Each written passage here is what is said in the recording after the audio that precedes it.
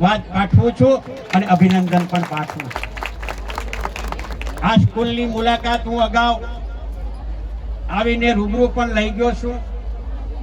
જ્યારે બિલ્ડિંગનું કામ ચાલુ હતું, આ બિલ્ડિંગની અંદર દાતાઓએ પણ સારી રીતે મદદ પણ કરી છે અને પરમ પૂજ્ય આદરણીય મોરારી બાપુના વરદ વસ્તે આ બિલ્ડિંગનું લોકાર્પણ કરવામાં આવેલું અને એ વખતે મને પણ આમંત્રણ આપવામાં આવેલું, પણ અનિવાર્ય સંજોગોને કારણે હું હાજર રહી શક્યો નહોતો. પણ સંસ્થાને ઊભી કરવામાં જે લોકોએ સાથ અને સહકાર આપ્યો છે અને ભાઈ શ્રી રાજુભાઈ મહેનત અને સંઘર્ષ કરીને જે વ્યવસ્થા ઊભી કરી છે એ વ્યવસ્થાને કારણે ગુંડાસ તો ખરું, પણ આજુબાજુના તમામ ગામોના વિદ્યાર્થીઓને પણ અને નબળા પરિવારના જે વિદ્યાર્થી દીકરી દીકરાઓ છે એ પણ આ સંસ્થામાં સારું શિક્ષણ મેળવી શકે એ પ્રકારની વ્યવસ્થા અહીંયા ઊભી કરવામાં આવી છે. શિક્ષણ એ કોઈ પણ સમાજના ઉત્થાન અને ઉત્કર્ષ માટે મહત્વનો પાયો ગણાય. શિક્ષણ વિના બધું અધૂરું છે અને ત્યારે શિક્ષણની સાથોસાથ સંસ્કારો સાથેનું શિક્ષણ મળે એ પણ અતિ જરૂરી છે. આવનારી નવી પેઢી પોતાનું ઘર, કુટુંબ, પરિવાર અને સમાજ માટે પોતાનું યોગદાન આપી શકે એ પ્રકારનું શિક્ષણ મેળવીને ભવિષ્યમાં આગળ વધે એવી પણ બાળકો પાસે હું અપેક્ષા રાખું છું. અને સાથોસાથ સમાજને એ પણ કહેવા માંગુ છું કે છેલ્લા વર્ષોમાં અને સાંપ્રત પરિસ્થિતિમાં કોળી સમાજની જે સ્થિતિ જે છે, જે વ્યવસ્થા છે, જે ઢાંચો છે, સમાજે એકત્રિત થઈને સમાજના આગેવાનોએ નક્કી કરીને સમૂહ લગ્નના માધ્યમ દ્વારા ખર્ચ ઘટાડવાની શરૂઆત કરી છે. ખર્ચ ઘટે છે. દીકરી દીકરાઓના મા બાપને ઓછા ખર્ચે સમૂહ લગ્નના માધ્યમ દ્વારા દીકરી દીકરા પરણે છે. પરંતુ સમૂહ લગ્નના માધ્યમ દ્વારા જે ખર્ચ ઘટાડવામાં જે આવે છે એ ખર્ચ તો આપણે ઘટાડીએ છીએ, પણ અમારો અનુભવ એ રહ્યો છે જ્યાં જ્યાં જોઈએ ત્યાં સમગ્ર સૌરાષ્ટ્રની અંદર ને ખાસ કરીને દરિયાકાંઠા કે દરિયાઈ પટ્ટીના વિસ્તાર ઉપર કે સમાજ ખર્ચ ઘટાડે છે, પરંતુ બીજી બાજુ વ્યસનોની પાછળ લખલૂટ પાછો ખર્ચ પણ જે કાંઈ બચત થાય છે એ વ્યસનોની પાછળ પાછો ખર્ચ કરવામાં આવે છે. નવી પેઢી, નવું ભવિષ્ય વ્યસનોમાં ડૂબેલા હોય, નવી પેઢી, નવા યુવાનો જે રીતે વ્યસન તરફ જઈ રહ્યા છે અથવા વ્યસનમાં ડૂબેલા હોય, ત્યારે મને લાગે છે કે એ યુવાનનું કોઈ ભવિષ્ય હોતું નથી. અને વ્યસનોને કારણે ઘર, કુટુંબ, પરિવાર, સમાજ બરબાદ થાય છે. બરબાદ થાય છે એટલું જ નહીં, પણ છેલ્લા 5, 7, 8, 10 વર્ષ પહેલા ગુજરાતમાં ડ્રગ્સનું ક્યાંય નામ નહોતું લેવાતું, પણ કોઈને યાદ પણ નહોતું કે ડ્રગ્સ એટલે શું કહેવાય.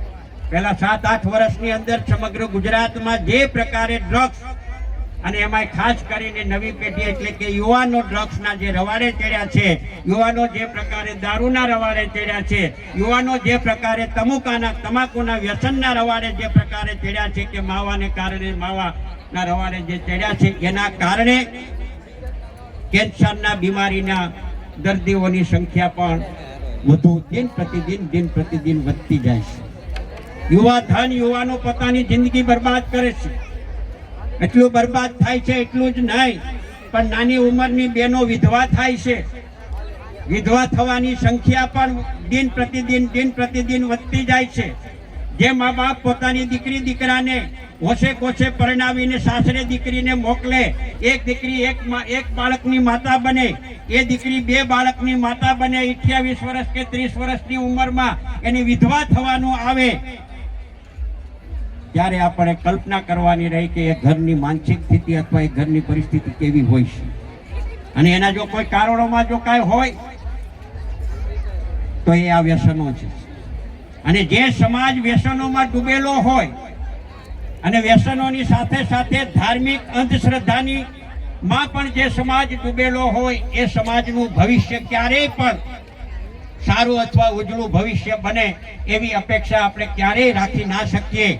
એટલે સમાજને જ્યારે અહીંયા એકત્રિત થયો છે, બહેનો એકત્રિત થયા છે, ભાઈઓ અને યુવાનો જ્યારે અહીંયા એકત્રિત થયા છે, ત્યારે એક સમાજના આગેવાન તરીકે, એક સમાજના દીકરા તરીકે હું તમને વિનંતી અને બે હાથ જોડીને વિનંતી કરું છું કે તમારે જો આવનારા ભવિષ્યનું, તમારે નવી પેઢીનું ભવિષ્ય જો ઉજળું જોવું હોય અને ભવિષ્યને ઉજળું બનાવવું હોય, તમારી નવી પેઢીને ઉજળી બનાવવી હોય તો તમારે વ્યસનોમાંથી મુક્ત થવું પડશે, વ્યસન મુક્ત સમાજ બનાવવો પડશે, ધાર્મિક અંધશ્રદ્ધામાંથી સમાજે બહાર આવવું પડશે અને ઈશ્વર કે કોઈ ધાર્મિક ગુરુઓ ક્યારેય કોઈ ચમત્કાર કરી શકશે નહીં. ચમત્કાર જો કોઈ કરી શકશે તો એ શિક્ષણ જ ચમત્કાર કરી શકશે. એટલે દીકરી દીકરાઓ વધુ સારી રીતે શિક્ષણ મેળવે. જે સંસ્થા જે રીતે ઊભી થઈ છે એ સંસ્થા ભવિષ્યમાં પણ આગળ વધે. અને ભાઈ શ્રી રાજુભાઈને આમ તો પ્રથમ સમૂહ લગ્નની શરૂઆત એમણે કરી ત્યારથી દર વર્ષે નિમંત્રણ આપવામાં આવે છે, પણ એક સાથે બધા પ્રસંગો સાથે હોય.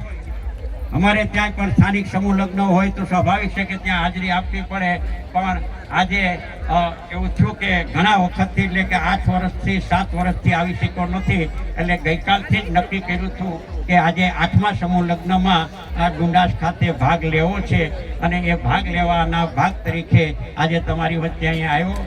સમૂહ લગ્ન સમિતિ દ્વારા ચાલ ઓઢાડી પુષ્પગુચ્છ કરીને મારું સન્માન કરવામાં આવ્યું છે.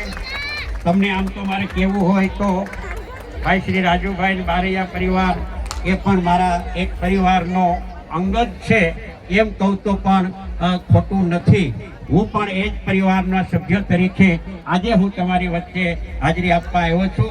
ફરી વખત રાજુભાઈને અને તેમની સમગ્ર ટીમ, જે સમૂહ લગ્નની ટીમ જે છે અને સ્કૂલનો જે સ્ટાફ છે એ તમામને ખૂબ ખૂબ હૃદયપૂર્વક શુભેચ્છા અને શુભકામનાઓ પાઠવું છું કે ભવિષ્યમાં આ જ પ્રકારે સામાજિક સેવા અને પ્રવૃત્તિ કરતા રહો, એવું પરમ કૃપાળુ પરમાત્મા તમને શક્તિ આપે, એ જ પ્રાર્થના સાથે મારી વાત પૂર્ણ કરું છું.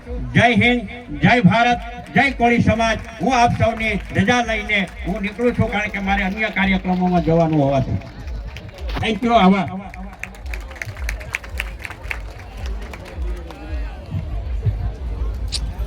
કુંજાભાઈ